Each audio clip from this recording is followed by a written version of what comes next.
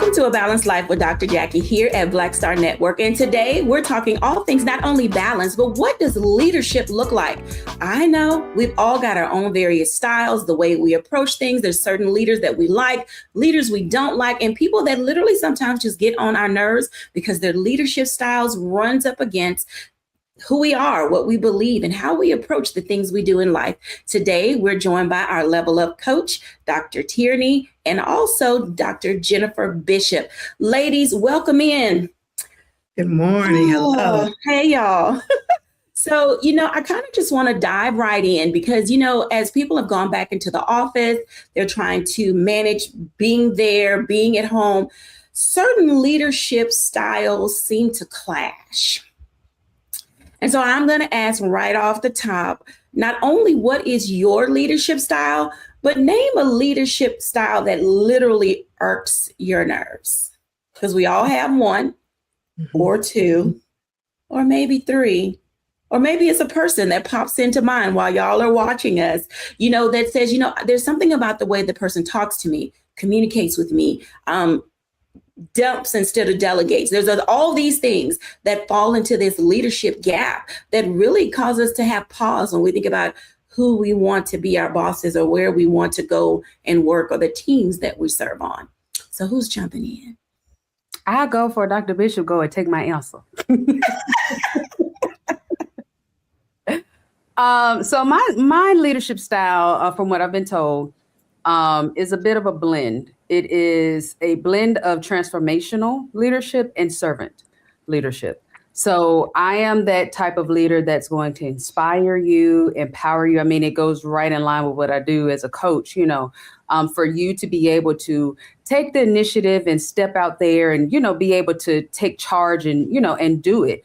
Also servant leadership in the sense of how can I help you do it? How can I help you be your best self? How can I help you grow and flourish and thrive, in this position? So I'm definitely that type of leader. Now, in terms of the leadership style that kind of grinds my gears a little bit, it's that authoritative leadership style. Because a lot of times, not to say that there's not a time and a place for an authoritative leadership style. I mean, all leadership styles have their time and their place, right?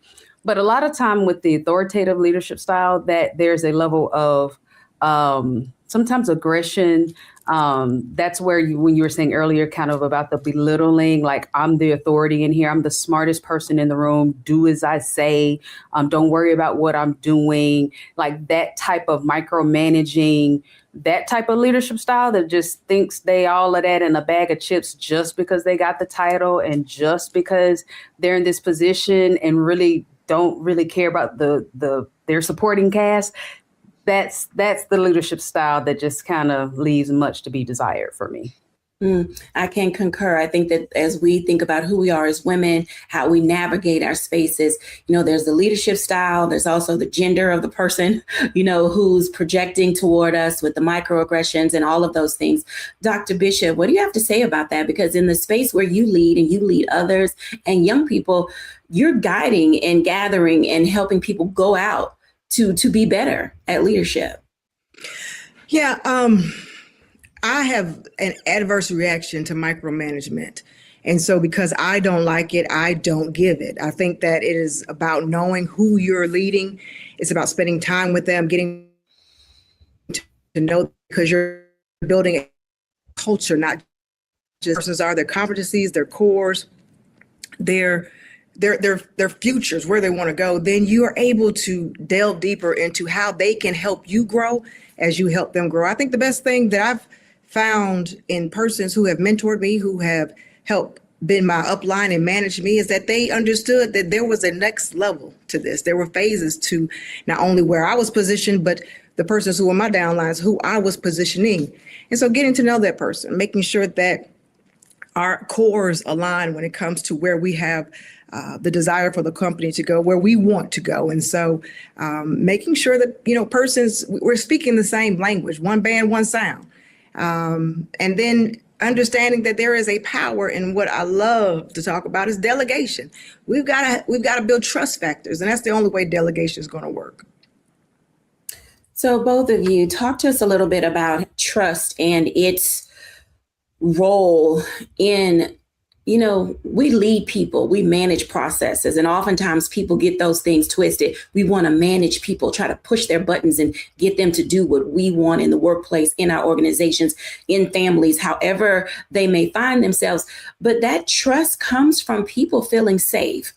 Dr. Tierney, talk to us about that a little bit, about how do we build trust and safety? Because if I don't trust you, I don't feel safe around you with my gifts, my talents, and all of that. Yeah. Yeah, I'm glad you brought up when you said in families, because a lot of times when we start talking about a leadership capacity, we often think in the workplace. But you are a leader right in your home, right in your community, right on your block, in your neighborhood. So it's not just for the professional setting, it's for your personal setting as well. And the number one way to start to build trust is to earn that trust. People don't owe you their trust. They don't owe you like, oh, just because you gave them your word. Like, are you trustworthy? Check your character. Are you honest? Do you function with humility? All of those things go into the building of the trust and the building of that safe space. What is your capacity and your emotional intelligence level? All of those things are important. Yes, even in the professional workplace. If you are not emotionally intelligent, then you're going to bomb, on your job, in that leadership role, because you have to be able to hold space for people. You have to be able to, listen to what they're telling you and not just, overrun them and be like, oh, ain't nobody worried about that. Oh, you need to just get over that, and things that we don't think, like just those little things that I just said that and that triggered somebody just right there in me saying it, because a lot of times we don't realize how that little statement or those little phrases or the eye roll or just the little things like that is what robs people of being able to feel safe with you, and thus undermines the trust that they can build with you. So if we're talking about trust, we have to go all the way down to your character. Who are you when you show up in the room, when you show up in that relationship, when you show up on that job, when you show up in that home with your family? All of those things that you bring to the table either build trust or erodes the trust. Absolutely, Dr. Bishop. These conversations that we're having right now get us into a space of, we do talk a lot about emotional intelligence and that ability to delegate. Talk to us for a moment about not only emotional intelligence, but emotional stability, because there's a difference between being mature enough to handle the work, but also you have to have that emotional capacity to not necessarily just fly off the handle, but be able to even receive instruction and direction and understand the work that's going. I think that's a great way to say it. When people in our spaces don't have emotional stability, how can it upset the balance of what we're trying to accomplish as leaders?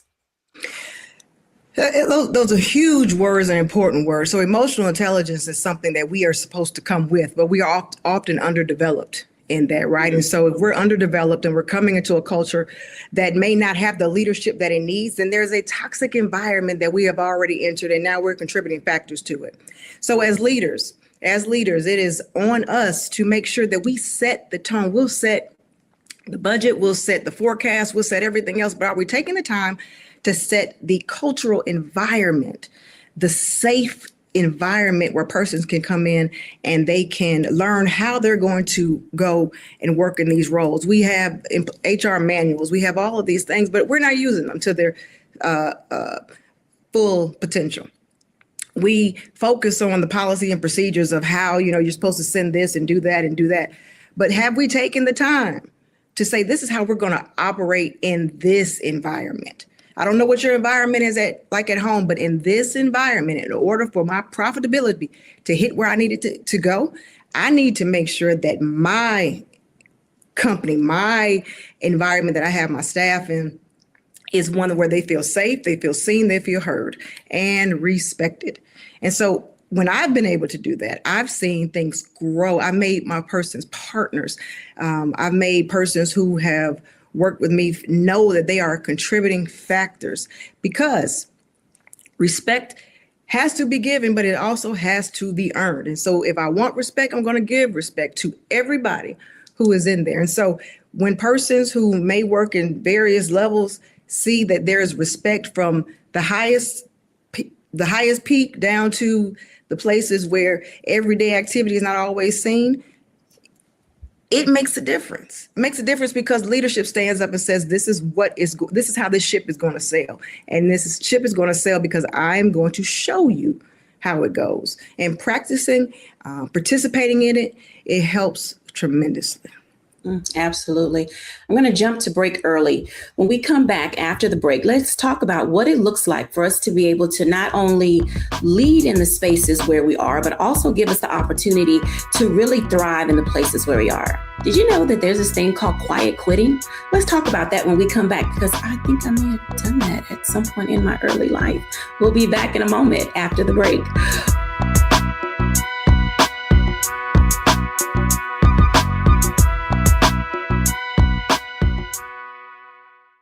I'm Brittany Noble, Midwest-born, HBCU educated with experience in newsrooms across the country. Well, I've teamed up with Roland Martin to bring to you The Breakdown. This isn't just news. It's our stories, our voice, our community.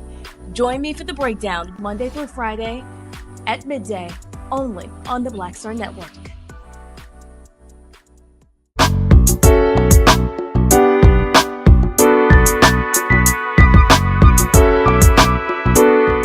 Welcome back, everybody. And as you can tell, it is very important that you are in a safe environment, that you're seen in your environment, that you're heard in your environment. And as Dr. Jennifer Bishop and Dr. Tierney have talked about, we are in this space of trying to determine what it means to be a leader in now times. Welcome back, ladies. So let's continue this flow of thought and what it looks like and what it means for us to be able to provide not only safe environments, but when people, ladies, don't feel seen and heard, there's this thing called quiet quitting. And I'm going to raise my hand on that because I recall probably in my late 20s, I took a job at a bank and I didn't feel seen, heard, or safe. Going through all the protocols about what it means to potentially be robbed, figuring out what we're supposed to do when we're on the front cash line, and just didn't feel like I was getting the responses that I needed. So I went to lunch. And guess who never came back? So I say that to say that, yeah, I think I was a quiet quitter on that particular job. And, it's like, yeah. So this generation, we're good at talking about ghosting and quiet quitting without really trying to fully understand. I think what I learned from that experience was that maybe I should have gone to talk to someone. But I also didn't want to have an early firing on my resume. And so I really wrestle with that. So when we think about why people do quit and not come back to jobs, is it us? Is it them? Or is it both? Let's talk about that for a moment. So where do we stand on people just kind of disappearing? First, Let's talk about what quiet quitting is and all the ways that it shows up. So Dr. J, I think you just quit. That was I'm out, peace out, Girl Scout. That was a quit. You just did it quietly, but you quit quietly. But a lot of times quiet quitting, it can look like you're still there. You still at the job. You still clocking in. You still showing up. But you finna scroll Facebook for the first hour. You not gonna go above and beyond. You're going to go to the meeting. You're not going to take notes. You're not going to offer suggestions. You're going to hear them say something that's wrong, but you're not going to correct them. You're not like that's really that quiet quit. You're spending all of your time after lunch from 3 to 5 o'clock scanning LinkedIn, looking for new jobs. Like that's the quiet quitting where your body can still be there, but you're really not there. You're present, but that quiet quitting happens long before you walk out of the door. I think it's also important that we realize that people can quiet quit more than just a job. You can quiet quit on yourself. You can quiet quit on your marriage. You can quiet quit on your relationships with your family, long before you stop going to the family reunion, okay? So I think it's important that we understand what quiet quitting is, all the ways that it shows up before we can really get to the root of, okay, why do we quietly quit? That's an internal thing because there's something in us that just shuts down. There's something in us that says, like you said, Dr. J, either this isn't a safe space. I've tried to say something. I tried to address the issue and I'm not being heard, or I was made to be out the villain, the victim of whatever it was, or I was made to be the bad guy, the target. So why say anything, And so there's a lot of things that go into this quiet quitting that is more than just the actual leaving of that place or leaving of that relationship or ghosting, the person or the job. It's also a very emotional process that happens long before we put in our notice, long before we go to lunch and don't come back, long before we go for milk and don't come back to the house or whatever it is. It happens long before then because it happens in here, long before anyone ever sees it out here. All very valid. So Jennifer, when we think about those things, are there missed opportunities, leadership time, mentor time, office hours? If quiet quitting is happening internally before other people see it externally, who addresses it? The person feeling it or the person that they work for? So I have to admit, I don't do, and I've never done quiet quitting. If I'm gonna quit, I'm gonna let you know, because there's a reason that I'm quitting, and I think that you need to feel it too. So if I'm upset, I want you upset as well. But as I learned that about myself, and as I did it, the loud quitting, I'm gonna let you know quitting. Also recognize when I started my own organizations, I didn't want people just to clock in. I wanted persons to also check in with them. I did not want to replicate where I come from. I wanted to change the narrative, because if leadership doesn't do it, who will? Your base, your biggest work, your workforce, the group that helps you get to where you need to go has got to be a group that you invest in as well. And so I think it's important that there is reciprocal investment. I don't want you just because you can help my bottom line. I want it because I don't want turnover. I don't want people to come in and stress out. It's already going to be a stressful environment. There are going to be things that, you're going to stay late. You're going to come in early. I think it should be a place in which you feel comfortable in doing that. And if it ever becomes a place that it's not, let's have the courageous conversation. Because I had to have the courageous conversation. So no, I don't quietly quit. Whether it be a client that it's time to part ways, or whether it be a staff member or employee that is no longer working. Let's have the conversations, because that helps with emotional intelligence. What are you running from? Why are we ducking and dodging? Let's talk about it. And so not only may it separate this relationship, but hopefully it helps build other relationships, and it helps you be bolder in what you want and what you need in your next phase of life. So y'all know our audience, and I can already hear them saying, I don't like confrontation. And every conversation doesn't have to be confrontational. How do we help our viewers get to a space of saying, here are a few talking points that you can use when you walk in, why it's important to have a script of what you want to say when you go into the office, why you're scheduling the meeting, in the first place? How do we help our viewers have these courageous conversations, but also conversations that lead them to where they're trying to go or resolve whatever issue? Because back to the quiet quitting, a lot of unsaid stuff could be resolved if people just talked about it. Yeah. For me, I think that we have to talk to ourselves first, right? Why are we going into a conversation with someone else and wanting their validation to what we already know is a problem? If I know there's a problem, I know that the problem may not start with me, but it's up to me to fix it. It's up to me to adjust to whatever I need to do to make sure that I'm comfortable, I'm at peace, and I'm happy. My peace will not be compromised. I've been in a place where this gentleman who was my upline manager, he used a term that I thought was disrespectful. And my resolve to that was I quit, because I don't have to put up with it. Now, everybody's not always in a position to make that decision, but my peace was what I was protecting. And God is so good. As soon as I hit the send button, another opportunity arose. And so you have to trust yourself. You have to bet on yourself. And guess what? The person that you may be having a problem with may be having a problem with themselves too. And so that's why I think the emotional intelligence part, the part of us having that conversation, that dialogue with ourselves to know that regardless of the outcome, because guess what if you go into the room and what if you have this conversation and the person you have this conversation with says, you know what, you're fired. Just because you were bold enough to say that you wanted to pivot or change or something wasn't going right. So we have to be prepared for all scenarios. And the best way that I have found to do that is to talk to myself first and get prepared for scenario A, B, C, D, and E. Once I did that, I was comfortable with whatever was going to take place because God got me. And thankfully, it has worked. It has happened. I like that. Dr. Tierney.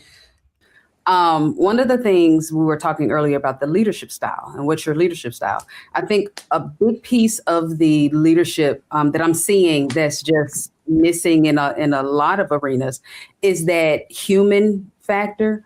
So if you are a leader and, you know, you're responsible for people, and again, this isn't just in a professional setting, this can be in your home, this can be in your neighborhood. Are you paying close enough attention to the people that God has given you to guide? So are you just looking at people as just, you know, cogs in a wheel, you know, because a lot of times if you pay close attention to your people, then you can see when the light goes out in their eyes. You can see when they're just doing the bare minimum or they're no longer speaking up. But if you're not paying attention to your people, then you won't see them quietly quit.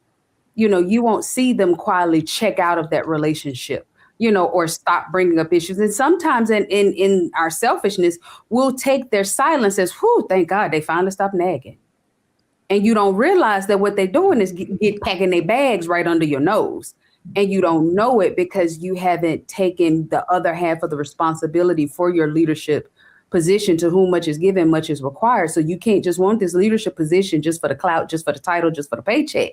You also have to care and love the people, or else God will take them from you, be it them quiet quitting or, you know what I'm saying, them just walking out the door loud quitting. So as leaders, this is something that we have to be mindful of.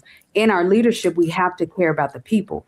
Now, in regard to confrontation, I think the biggest thing with that is we need to reframe our perspective of confrontation. When we say the word confrontation, most people grab their pearls and, oh my God, and we see it as a bad thing. Confrontation can be healthy. Growth honestly only happens in confrontation. I don't care what it is. When you go to the gym, every time you go into the gym, you are confronting them extra pounds that's on your body. You know, every time you lift a weight and it's heavy and it's what you are confronting your muscles with every pump of that weight that you lift. Confrontation is actually how we grow. If you don't confront that thing, you will never change that thing, and you cannot transform that thing, and you cannot become the best you. So when we look at confrontation through that lens, and not from the, oh my God, but look at it as, okay, confrontation, this is an opportunity for me to grow. Then you look at it, okay, how do we have healthy confrontation? It don't mean we got to go in there and we got to be all ready to pew, pew, pew, pew, pew. If we get ready to go into a confrontation, like what is it that I need to learn? How can I help you learn? How can we both learn and grow after this conversation? Then you'll be able to see how confrontation can be a good thing if we structure it the right way, if we allow our communication to be healthy, if we built that trust that we talked about earlier. Then we'll be able to walk into a situation and not have our palms sweaty. You know, we'll be able to walk into a conversation that may be a confrontation, looking for the opportunity to learn and grow instead of cower in fear. Absolutely. When we come back, y'all, after the break, I want to dive into this conversation with Dr. Jennifer Bishop on her work, Enter to Lead, Exit to Learn. Yeah, some of y'all just show up for the purposes of showing up, trying to get a paycheck. But when we talk about how do we raise up this next generation of leaders, what do we want to instill in them? And then what is our expectation gap when you come? We'll be back in a moment after the break.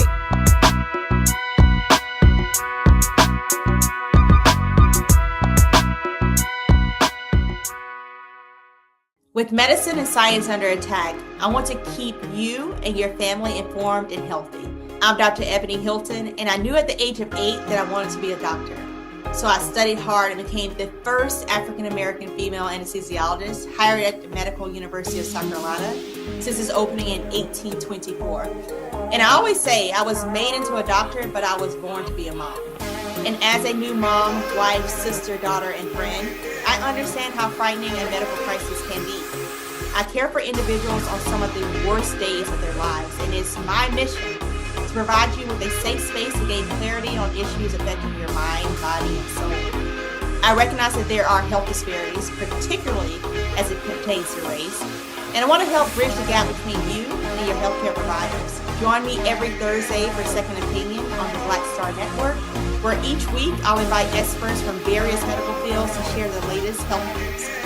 We'll discuss topics such as the vaccine debate, mental and sexual health, medical bias, infertility, menopause, andropause, nutrition, and aging.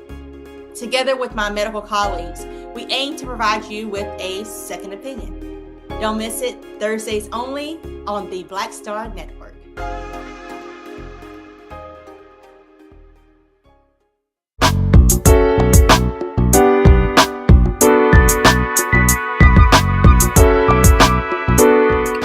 Welcome back, everybody. And as you can tell by this robust conversation, there's a lot to learn about leading yourself first, because you have to be a leader of your own life before you can ever lead other people. Let's dive in with Dr. Jennifer Bishop and talk about her work, Enter to Lead, Exit to Learn. Tell us a little bit, Jennifer, about this book and how you're guiding not only this generation, but also the generation below us and those that are, getting to come into their own, to understanding their role in this leadership journey. So there's a children's book series that my husband and I created called Enter to Learn, Exit to Lead. And it is also the slogan that we use for our academy. And it is really about entering into a place where you will be cultivated, you will thrive, you'll be loved, you will grow, you will build your emotional intelligence, and you will take all those attributes and you will exit this place and you will lead with tenacity, you will lead with sureness, you will lead knowing that you are capable and competent to do exactly what you have found your purpose in doing. And so we decided, that early on, we need to instill that in our children.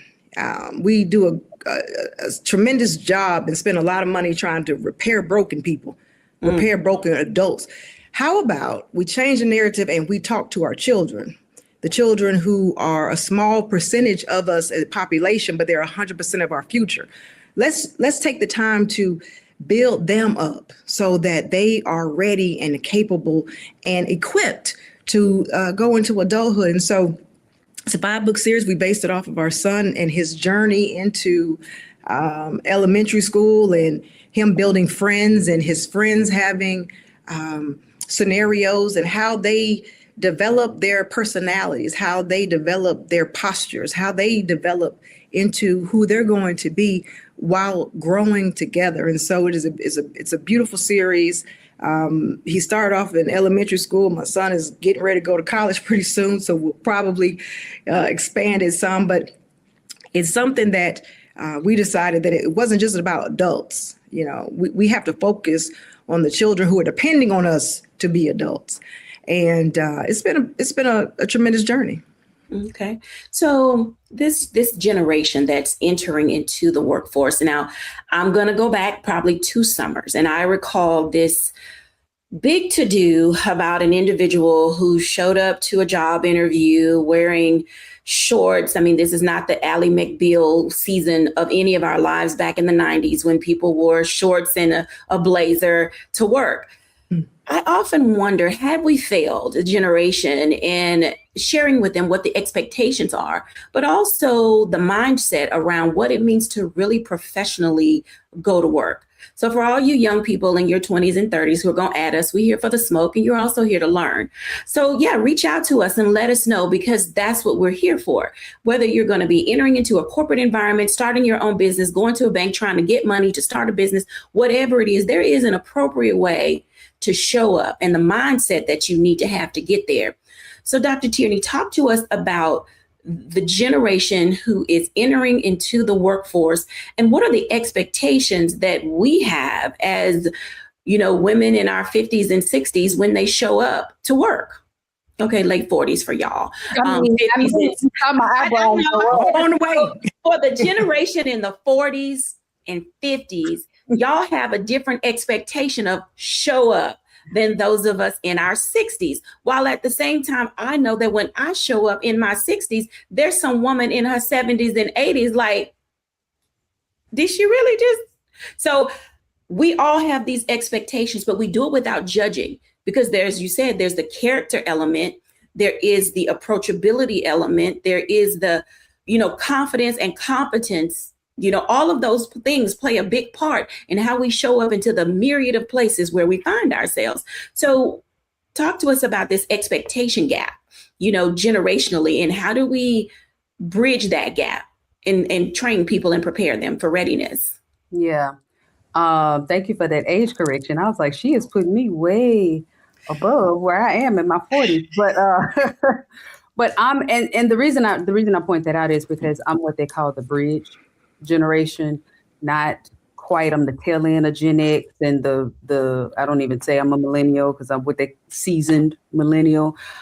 So I point that out because I am a part of that unique generation that's kind of the best of both worlds. I understand both sides of the coin. I understand that there are some areas and, aspects of traditional and kind of cultural things and old school things that still have its place. But at the same time, I'm all about pushing the envelope. I'm all about charting new courses. I'm all about, expressing yourself. I think where we have to find that middle ground that again, the people that are in my age group, 80, 81, 82, well, 79, 80, 81, 82, what we were able to do so seamlessly that a lot of other generations weren't, because we were right on the cusp of the technology, the computers, the cell. I had a pager and a cell phone, is that in certain places, in certain times, in certain things, in certain arenas, it's okay to wear the shorts.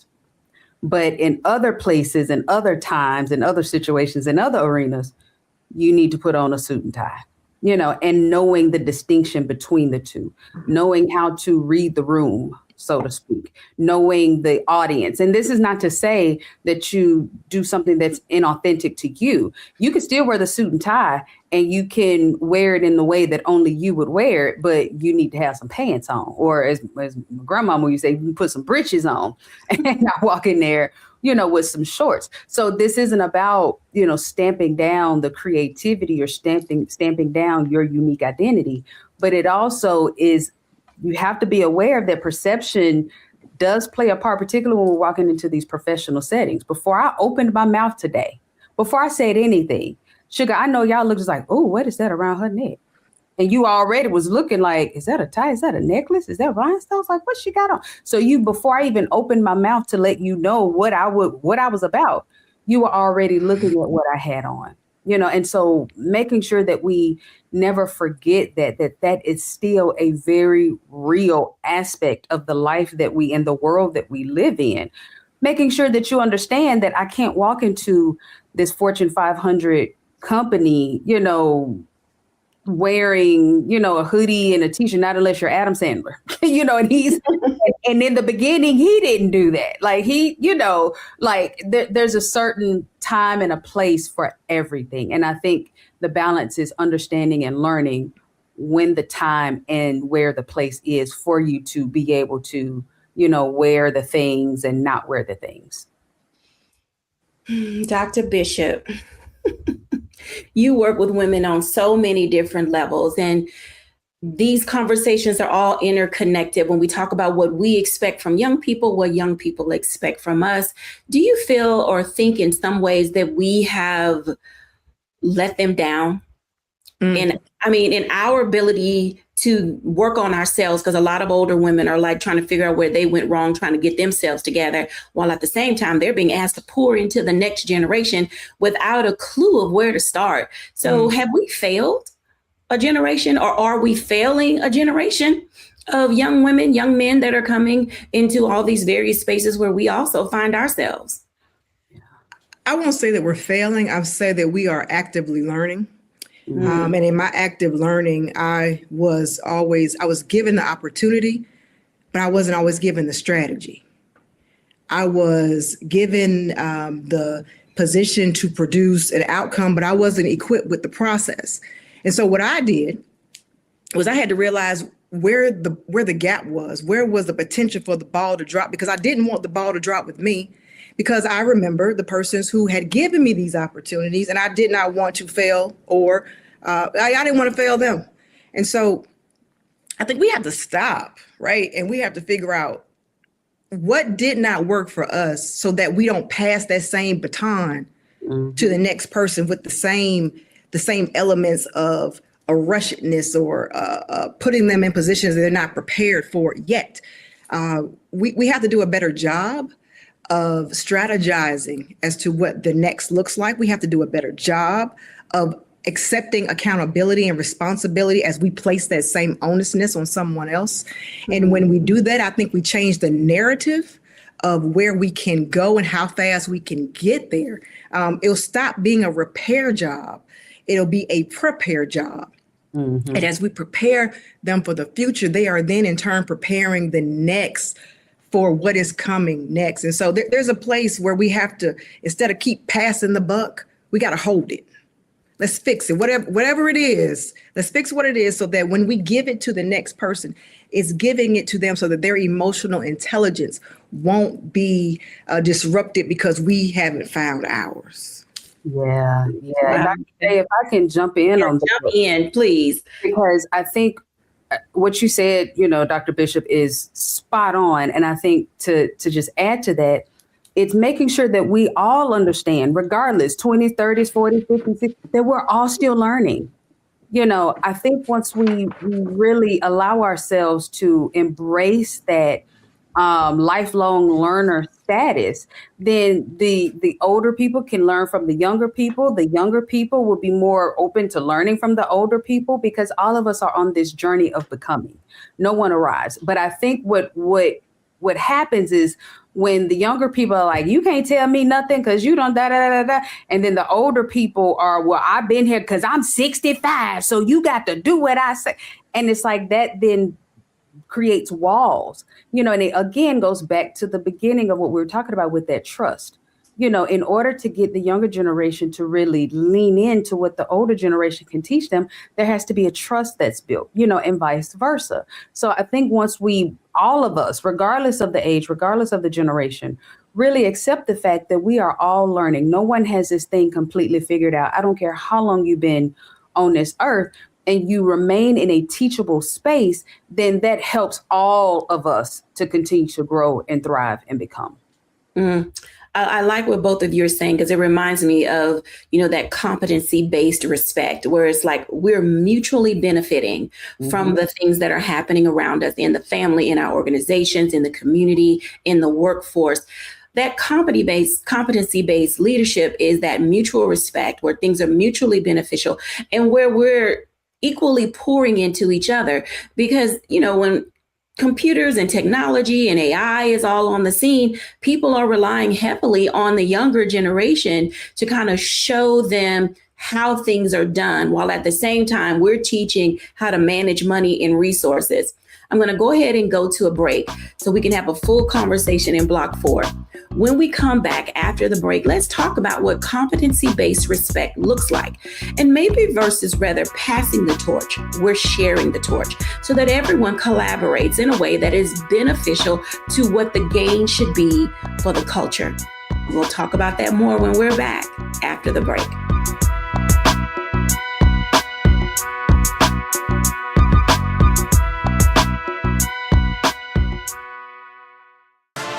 Decade of love, joy, and power.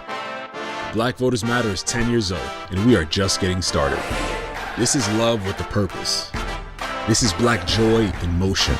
This is unstoppable power.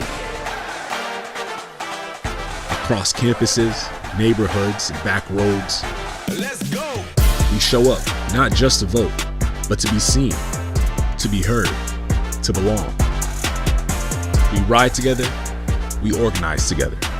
We remind each other that our voices matter, because they always have. Black Voters Matter is about more than ballots. It's about housing and healthcare, clean water and living wages, education, reproductive freedom, and dignity.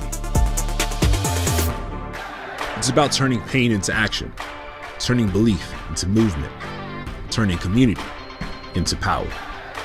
We don't wait to be invited. We bring the energy. We bring the love. We bring the people. Because when Black communities come together, we don't just survive, we thrive. This is how change happens. This is how history moves. We organize, we build, we win.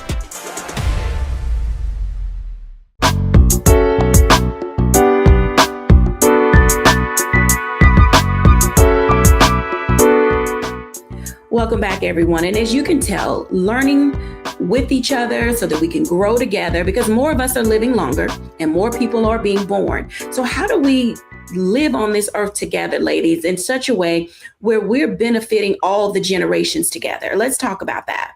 Because, every generation pours into the next generation. If we're honest, we all learned something from our big mama, our grandmother, our great great grandmother, and our mothers.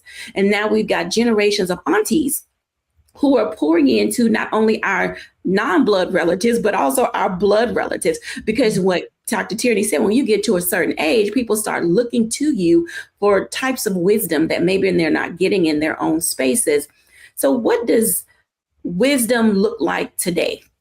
If I can ask that question. And I know it's loaded because we are wise in many areas. Mm-hmm. And each of you have talked about looking within to find where you're wise. And then that's where you pull from to give to other people. So think about that for a second and say, where are you wise?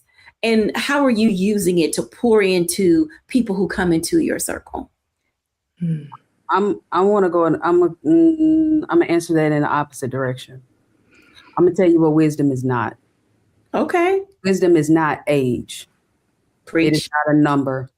And I think a lot of times, particularly the older generation, get that wrong and think that just because you've been on this earth for 70, 80, 60, 50 rotations of the sun, that you're wise. You can be, exactly as my grandmama said, an old fool. But just because you went around the sun 50 times don't mean you was paying attention as you was going around that sun. So you may have made that same mistake 50 times, and that is not wisdom. Okay. And so I really want to say that because I'm seeing that quite a bit. And what that does, it then starts to discredit the wisdom that might be in a 20-year-old. There might be a 20-year-old, a 25-year-old, a 30-year-old that their discernment is on point and they are being overlooked simply because they don't have the right age, that their number isn't high enough and you ain't been here long enough, And so I want to make sure that I touch on that because I think we are overlooking a lot of wisdom and what wisdom is simply because of something that truly wisdom is not. Wisdom is not age. It is not a number. It is not, defined by how long you've been on this earth. I can respect that. I was a little offended when she said 60s, but I got over it real fast. I'm new to that name, so it's perfectly okay. I was one of those kids, who was told that I was wise beyond my years, but I also was told that I talked too much. And so I was like, well, maybe they go hand in hand. And I just let it ride because, 8, 9, 10 is like, how does she know what she knows? And it's because of my relationship with God, that discernment, learning how to pray, listening to old people talk and getting some wisdom without opening my mouth all the time. So you learn to be an observant child so that way you can understand how the world works and then how you fit in. And then you can speak on things that are well beyond your age because you've said some time to sit down, as we like to say about around here. That's it. Being in the house, being raised by my grandmama and my granddaddy. People would look at me outside. That baby been here before. She been here before, And I would tell you something else to that, Dr. Jacquie, because I had a whole moment on the other end of that for the first time where my niece, we was just having a conversation and she's getting ready. She's a senior, getting ready to go off to college. And so whenever they get to that age, that's when they come talk to me. Okay, well, what I need and what it is. And so I asked her, I said, okay, so what is it that you want to do when you grow up? What is it that professionally, and then I said, well, no, back that question up. Tell me the type of life that you want to live. And this sweet baby, she my sweet baby today. My sweet baby, she looked at me and she said, I want the kind of life that you got. And I said, well, what kind of life is that?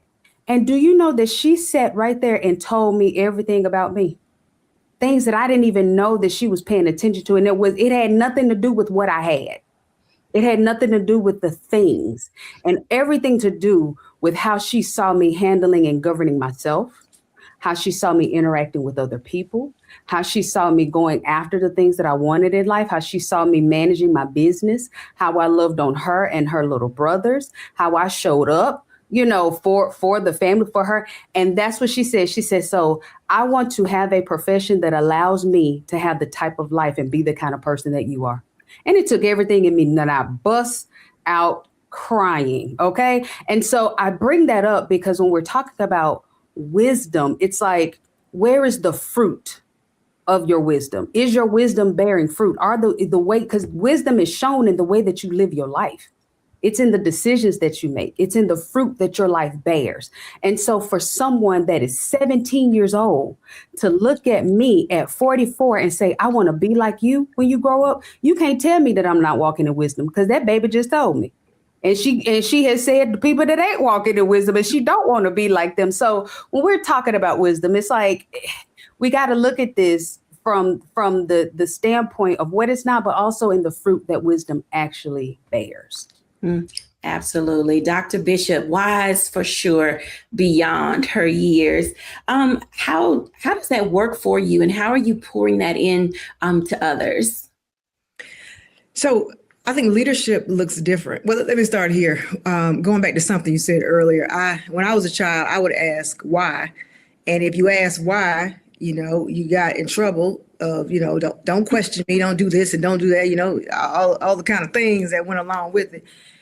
But then, I realized back then leadership felt like proving yourself to somebody. And today I think leadership is more about building, because those why questions that we had as children were the tidbits for us figuring out how this thing called life worked. And as we were watching it unfold, whether it be for ourselves or somebody else, we weren't given the ability, the environment, so that we can question, why are these things happening, so that I can begin to devise how I'm supposed to maneuver in it.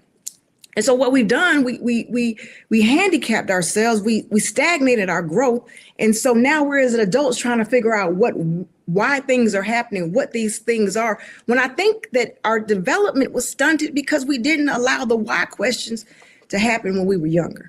And so now that we're having to rebuild ourselves while building others, we're trying to fly the plane while building the plane. We're also trying to teach people how to pilot the plane all at the same time, because we didn't take the time to realize that questions weren't disrespect. Questions were about us figuring out this thing called life and how to navigate it for the ones that were around us. So growth is important, but it's also important to know that we are continuously growing regardless of your stage and age. I don't care what decade you're in right now. We still have to grow, because you're not the same person you were yesterday. You're not going to be the same person after you listen to this segment that you're going to be tomorrow. So allow ourselves what we did not have as children. Our parents probably didn't have, our grandparents didn't have it. We weren't given the latitude to be able to grow where we were. And so now we're having to pick up the pace, and we're having to accelerate faster than we probably would have, because more is on the line. We don't have the luxury of making the mistakes and stepping in the cracks that turn into canyons. We can't do that as we move into this next level, because so much is on our shoulders. So much is weighted down by the decisions we make today that we weren't prepared to grow into, because we weren't given the latitude to ask why. Not disrespectfully, just to understand why. Why do I feel this way? Why do we go left instead of right? Because if we don't take the time to figure things out, it gets put on a shelf. And the shelf, one day you're going to have to pull that off the shelf, but it's immature. It's not ready for the processes that your grown self may be in, but you weren't given the ability to grow into it. And so now some of the things that we're tasked to do, we may feel like failures. We may feel like we're ill-equipped because we did not get the ability or the latitude to grow in the stage we were supposed to. So how do we solve it? Let's stop. Let's stop so that we can grow other people. So let's talk about that in the last minutes that we have. We haven't done this in a while. We usually tell or give our audience a tip, a takeaway, or something not to do. So let's do, what is it that people should unlearn? We live our lives a lot on self-limiting beliefs that a thing has to be a certain way or it can only go one way. And we don't really, give people the ability to innovate and be creative and to think outside the box because we want them to do it this way because that's the way it's always been done. So what is it that we would like anybody watching to consider unlearning as a way to move their lives forward if that may fall in their space or their sphere that's holding them back? What do they need to unlearn? I would tell you to unlearn not trusting yourself. Unlearn that you are not, that your existence is the quality of all of the mistakes you've made. Let's change how we talk to ourselves. Let's change how we let other people talk to us, but that starts with how you talk to yourself. So we need to unlearn that we don't deserve the grace that we give other people. We need to unlearn that just because we know everything about ourselves, the good, the bad, and the indifferent, that the indifferent and the bad outweigh the good. Unlearn that so that we can experience everything God has for us. If he has forgiven us, why haven't you forgiven yourself? We've got to unlearn that. Absolutely. Dr. T. Unlearn the idea of age. Age can be so limiting on either side. You've heard me say it. Just because you are of a certain age does not mean that you embody wisdom and that you are a wise person. Just because you are of a certain age does not mean that you are a good leader and that you know everything. Just because you are a certain age does not mean that you are not wise. You might be young and very, very wise and very discerning. Just because you are of a certain age does not mean that it's over for you. Does not mean that you can't start, right now where you are at. Just because you are of a certain age, let's take that out of the way that we function. We use age as a determining factor for too much stuff. And we need to really just let that go and understand that it can happen at any age. Wisdom can happen at any age. Leadership, love, it does not matter. It can happen at any age. So age is not the limiting factor that we believe. So let's unlearn that. When we come back after the break, I'll give my reflection.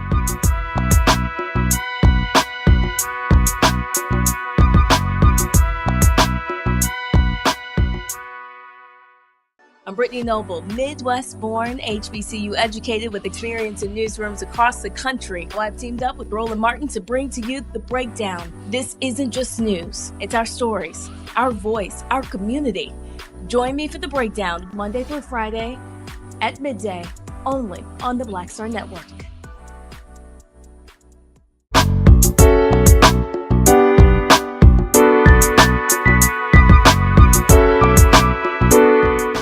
Welcome back, everyone. And as you can tell, learning how to lead your own life, it's filled with a lot of things, but one thing is not, it's complex. It just requires you to step into your own life, take a good introspective look at yourself, and determine where you want to go next. Bye now.